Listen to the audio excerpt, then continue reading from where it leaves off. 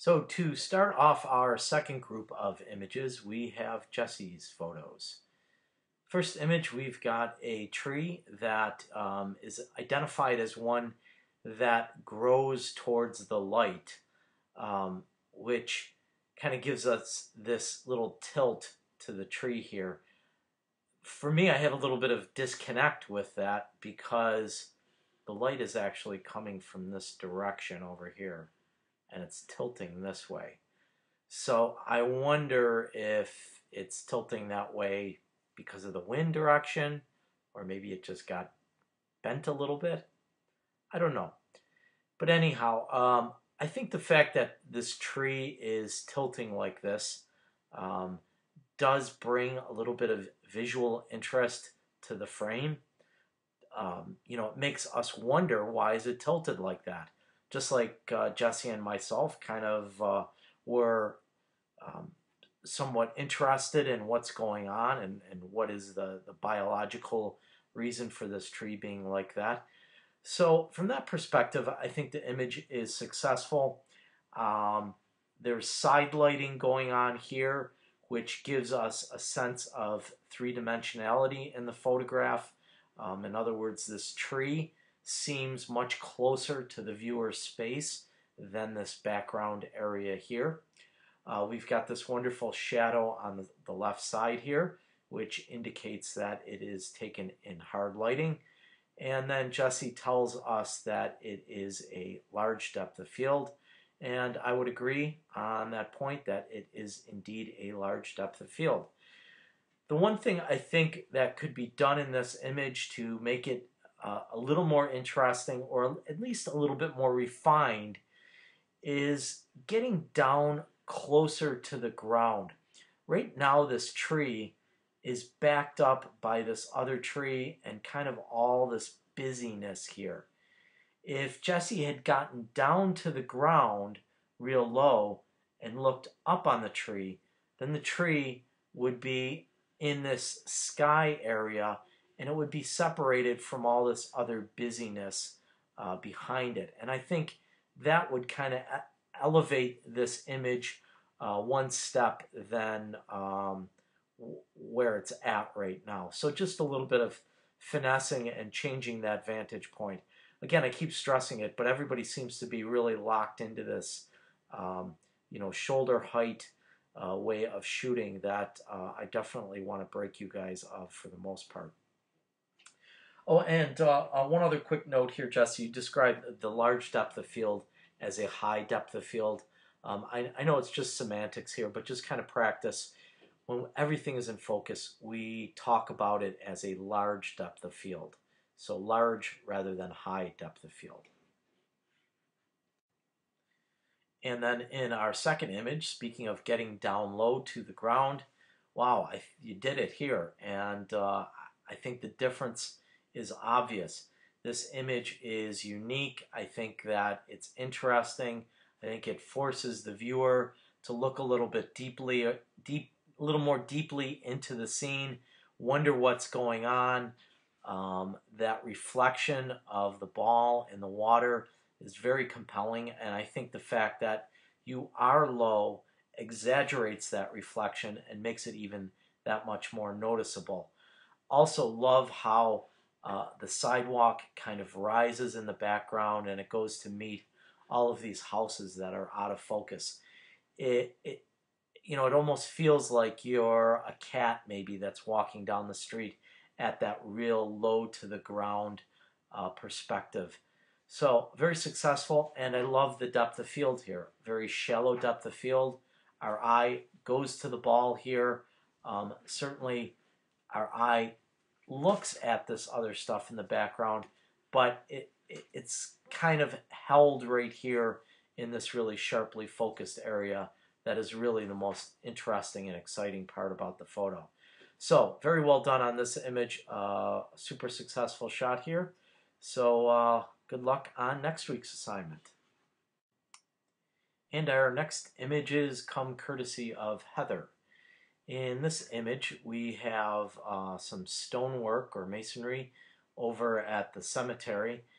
And one of the things that Heather notes in her artist statement is the quality of light here really emphasizes the detail that is taking place in the little things within the stone or the marble. So the leaves and the lettering and what looks like the ornamentations in there. All of them are really emphasized by that hard lighting. And I'll add that it's not only hard lighting, but it's also directional. So the light is coming from almost from the side here into the frame, which really, again, emphasizes all this wonderful texture that is going on inside of this piece. The one thing that I think I would have liked to have seen here is my eye is kind of cut off at the top of the frame here. I think this is one of these images that you need to either include all of it or crop it similarly on the bottom. So in other words, we would want to just jump in and maybe do something like that where it's really tight, and then we are getting sort of a symmetrical crop on both the top and the bottom. So that is really the only point that I think I would think about moving forward. Otherwise, this really wonderful study in texture and light works really well for this assignment. One of the things that caught my attention right away when I went from this image to this image is the whole idea of badges and symbols and signs and stuff like that. And it's funny how these two images, although completely different and totally separate subject matter, in some way relate because of the way they hang on something and give it ornamentation. So when you're, just a little side note, as you're thinking about your projects, this would be a cool way to look at a project, taking something like this and relating the two of them to each other. So maybe going through the cemetery and working with stuff that all has a similar shape and size to it. So I don't know whether that was coincidental that these two were in the same shoot here or not, but I really like that symmetry between those two shapes and forms in here. So Heather gives us this metal marker that I guess identifies the tree in the cemetery. And again, shallow depth of field, so this part of the bark here goes out of focus, and just the number and a little bit of this moss and detail also are in sharp focus, which I think really adds to the photograph. I'm not sure this bright area up here is something that we would want to keep in the photograph. Again, maybe we would want to consider cropping that out, although I certainly could see an argument that is one that this helps us get a sense of where this was taken. And again, the fact that I saw this image first and then I went here, now it gives me an idea that I see kind of some of the cemetery stuff in the background. So I can buy that a little bit, but still this bright area in the upper left-hand corner of the frame kind of draws our eye away from this. So I would avoid putting bright stuff on the edges of the frame. And I think really this is kind of the winner right here when we crop it in tight like that. So again, good job with this one also. Like what you're doing here, and keep up the good work. And next we have the opportunity to look at Elizabeth's photos. In this image we have a series of leaves that are backlit by what looks like the setting sun here. And that effect, what it does is it really sharpens the edges of each one of these leaves here. And I believe it was Tom in an earlier critique, I talked about how that really makes that tree seem like it is much closer to the viewer than the stuff that is softer and farther back in the frame. So it really contributes to the three-dimensional appearance of the image. I think you correctly identified this as backlighting. However, Elizabeth, I don't necessarily think this image is a really good example of large depth of field. If we look at this tree in the background here, that's pretty out of focus there. And the whole idea, kind of the spirit of a small or a large depth of field is really that we're using composition to lead the eye to something in the frame. I would ask anyone in the class to look at this image and tell me where your eye is being led. I don't feel my eye is being led, or the image is being choreographed in a way that my eye can work through it. There's really nothing here for me to say this is a spot I want to look at, or that's the spot I want to look at. So again, it feels much more like a random, haphazard point and shoot type of image than it does something that has the composition that has been created to lead the viewer through a frame, or to guide them, or to help them work through that visual map that is presented here.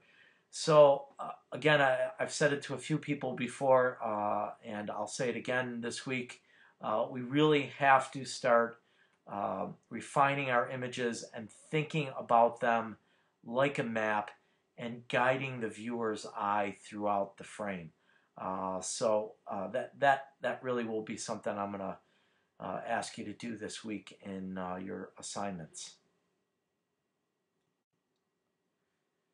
And then second image here, shot on Sheridan Drive with the Wegmans in the background. That's probably my car lights in the background, because I'm in that Wegmans like about 9 times a day. So anyhow, that being said, the vantage point you've taken here, I think, is really unique, and that is really the most compelling element of this image. You're down low, you're kind of looking up, and it's not a point of view that we normally see the road from. So I think it's interesting from that perspective.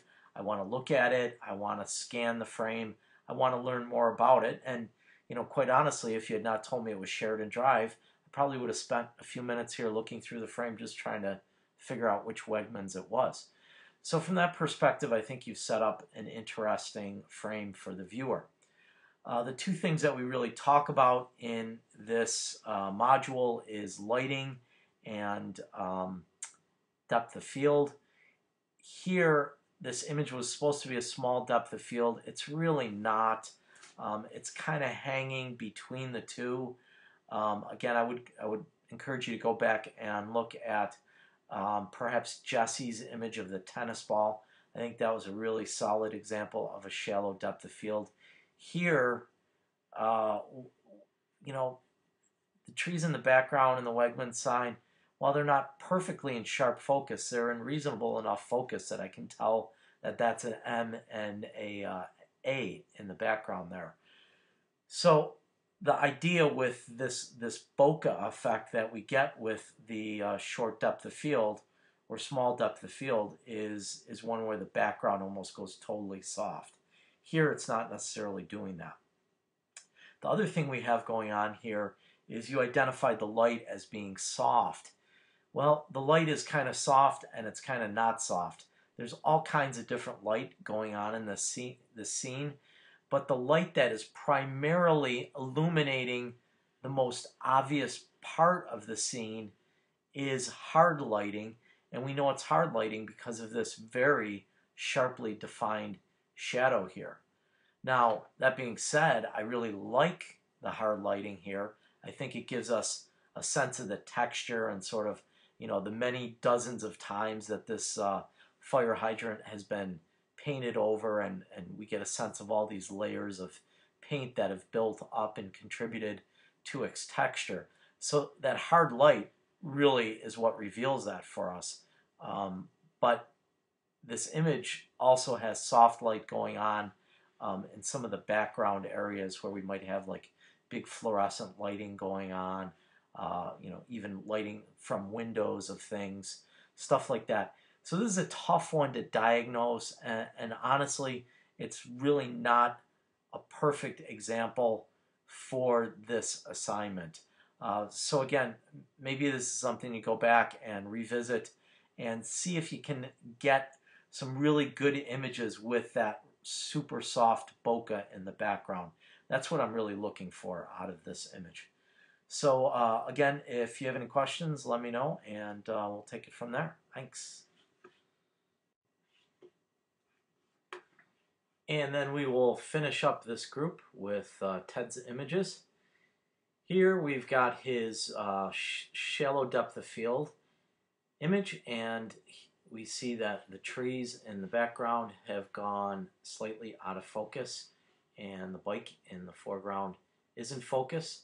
We've got a wonderful shadow that is falling on the ground here that gives a sense of texture and especially a feeling of three-dimensionality to the photograph.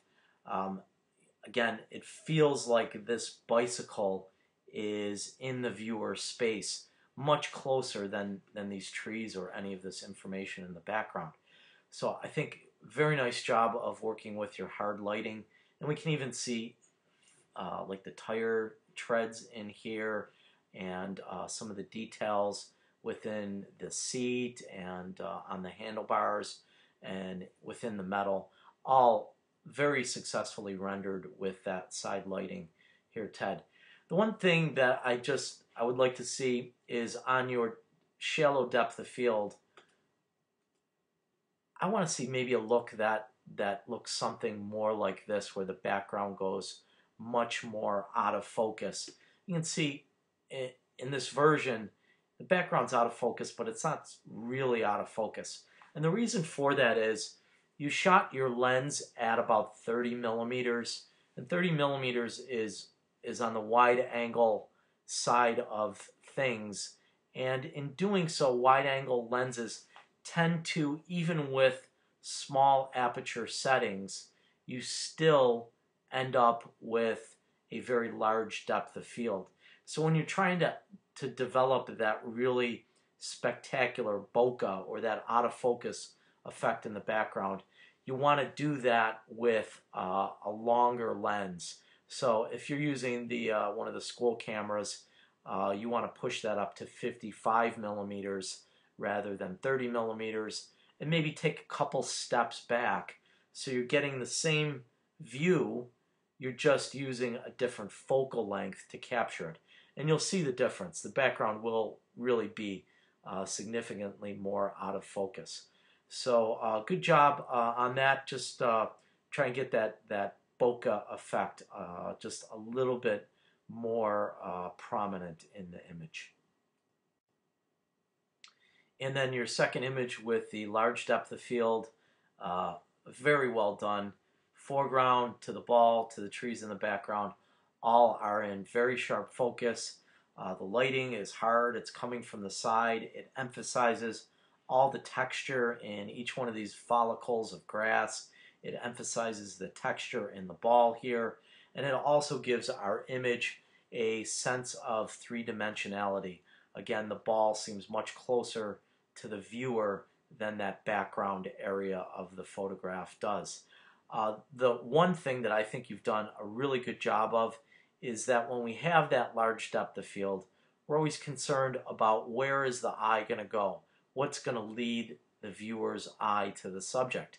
In this case, you've given us an entirely green palette here, so the thing that breaks that green palette is the thing that our eye is going to go to, and of course in this case it is that soccer ball.